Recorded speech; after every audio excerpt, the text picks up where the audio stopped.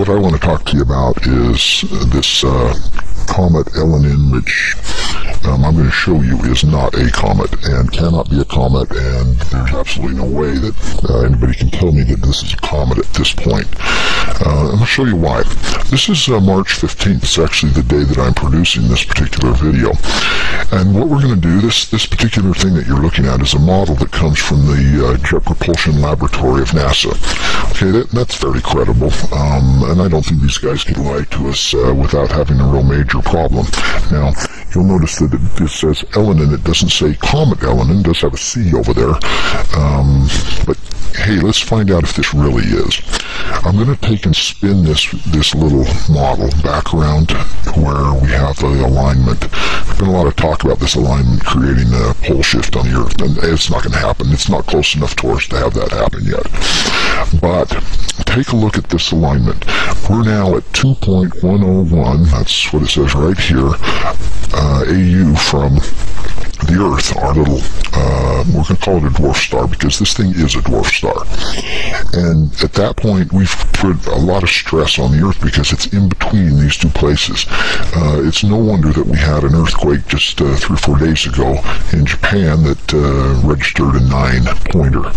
Now I'm going to bring this back around so we can see it a little bit. And what we're going to do is we're going to back this up. I want to show you something that's happened in the past.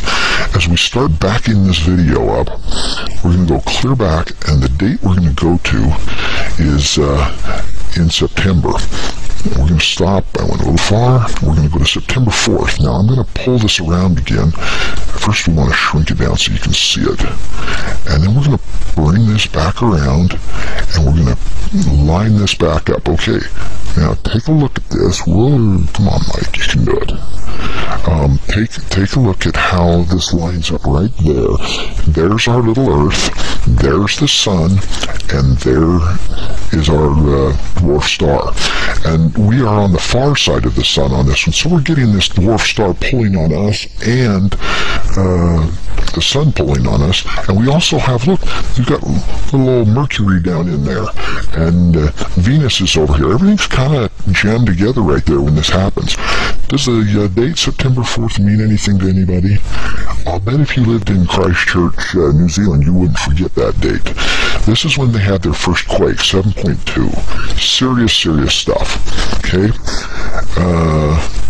If that was a comet, do you think it would pull on our Earth hard enough to create a 7.2 earthquake in this alignment? Nah, I doubt it. Okay, we're going to back up some more because this just gets even more interesting.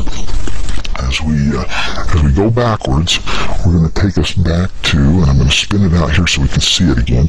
We're going to take us back to the date in February. Whoop, almost too far. Let's see if we can bring it to February the 27th. Now, you'll notice that we bring this back around right here, and whammo, on the 27th of February, I can get this over here and whoop, make it go the right direction. There it is. You line up the comet or round dwarf star, and you line up the Earth, and you line up the Sun. And so we're having a real strong pull. But notice that it's out here 6 AU from the Earth. That's quite a ways out. That's 6 times the distance we are from the Sun. Does the date February 27th mean anything to anybody? It would if you lived in Chile. It would mean a big deal for you if you lived in Chile. 8.8 earthquake. Alright, now we're going to take this the other direction now. We're going to go into the future, and we're going to show you what's going to happen and where this is going to be, and this gets pretty darn scary because what's going to take place in the future is going to be really nasty. We're going to take it in until it gets to, I think we'll go to about September 26th of this year. September happens to be the first time that we align again, but this time the comet happens to be on the inside of us. It's not out there beyond us, it's actually closer. And I'm going to take it in here a little slower. There we go. We're about the 27th or 26th. I'll take it back to the 26th, and we'll see what that alignment looks like. If we spin this up a little bit so we can see it, and we're going to blow it up a little bit so it's bigger now that there's our comet out there. Okay. take a look at where that alignment is. Let's see, we can make that so that the letters aren't there. Okay, you've got the sun here, Mercury on the other side of the sun in an alignment. You've got the comet, why are we calling this a comet? You've got the brown dwarf star in here inside of Venus's orbit, and then you've got the Earth, and we're all lined up again. And that may be actually on the 27th. Let's take a look. See, 27th might be a little bit closer to that right date. Anyway, there'll be some strong pulling on the Earth because look at how far this is away from us. 0.381. That's very, very close. You know, that's a real close distance. Now, what's our next danger date? Let's go forward. Now, watch how those are coming together. Can you see how the Earth and this comet are actually coming together? And if I call that a comet one more time, I'll kick myself. Okay, they're coming closer and closer. Now look at the numbers right here. We're actually at 243. 2433, there it is. That's the closest that we get to 232, 0.232. Very, very close. It happens on October the 17th. Look where it is. It's almost into our orbit line. That's a real close transition.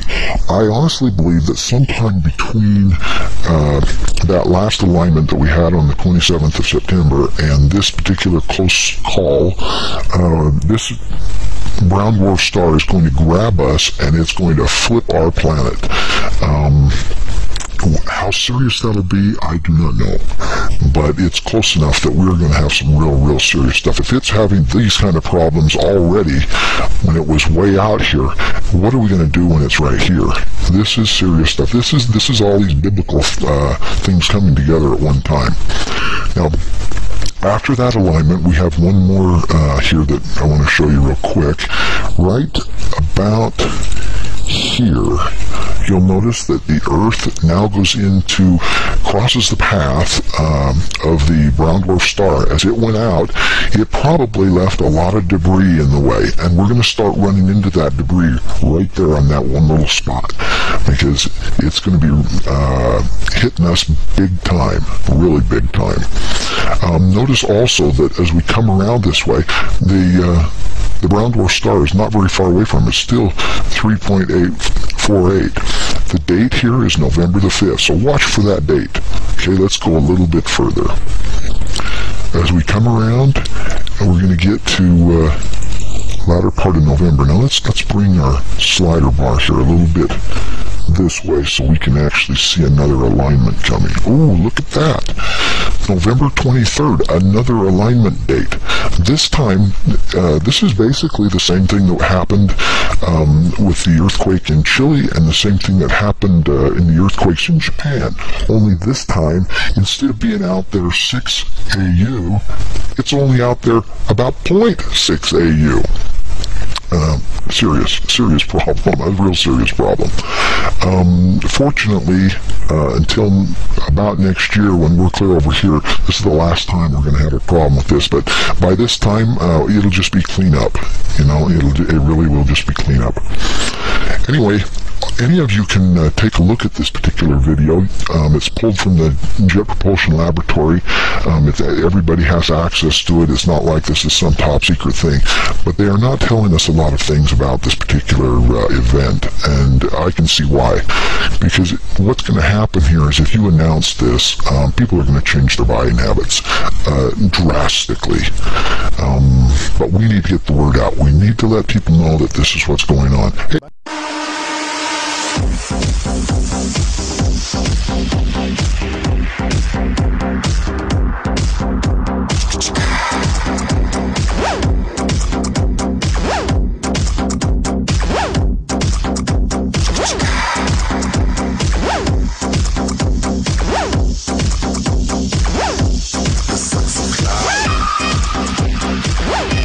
The sexy cloud.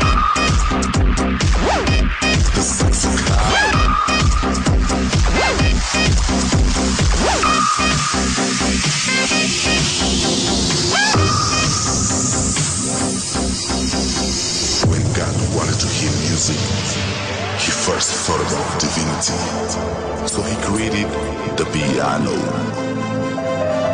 When he got bored, God wanted to step it up and thought about the earth. So he created the guitar. After that, he felt the need for movement and thought about traveling. And so, God created the saxophone.